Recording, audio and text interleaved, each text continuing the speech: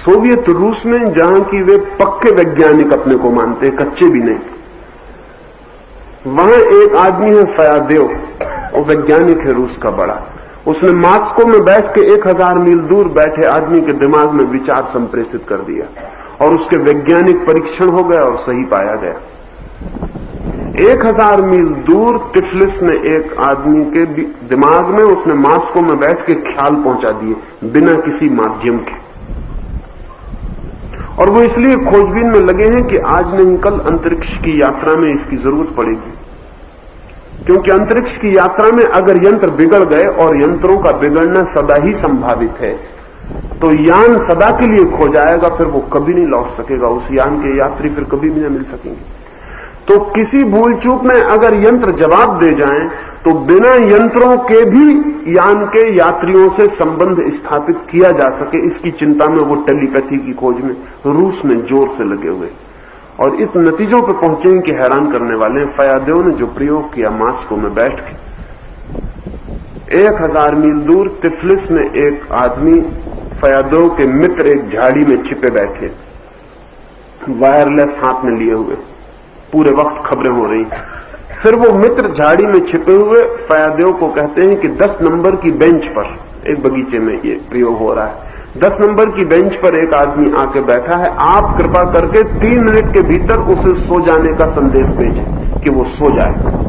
वो आदमी मजे से गुनगुना रहा है, सिगरेट पी रहा है, उसके सोने की कोई उम्मीद नहीं।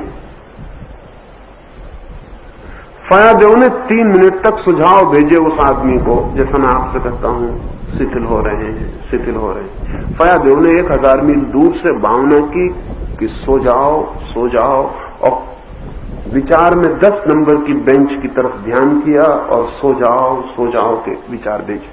3 मिनट, ठीक 3 मिनट पर वो आदमी सो गया, उसके हाथ की सिगरेट नीचे गिर गई। लेकिन संयोग हो सकता है, कोई आदमी थका मांदा 10 नंबर की बेंच पे बैठा हो, सो गया हो, ये कोई इतने जल्दी मान लेने की बात नहीं है।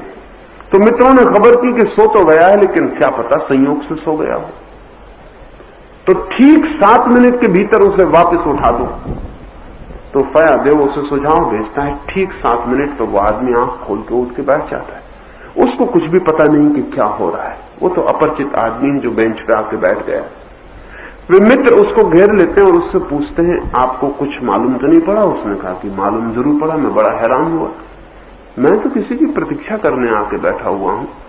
अचानक मुझे ऐसा लगा कि जैसे सारा शरीर सोया जा रहा है, मेरे बस के ही बाहर हो गया, मैं सो गया। और फिर ऐसा लगा कि जैसे कोई जोर से कह रहा है, उठाओ उठाओ, ठीक 7 मिनट में उठाओ। मैं कुछ हैरान हूं कि क्या हुआ है। अब इस आदमी को कुछ भी पता नहीं है। विचार संप्रेषण बिना किसी माध्यम के वैज्ञानिक सत्य बन गया है।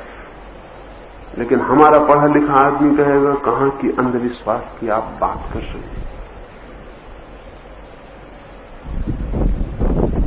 यानी ये हो सकता है कि दूसरे गांव में आदमी बीमार हो और इस गांव से उसको ठीक किया जा सके, इसमें बहुत कठिनाई नहीं।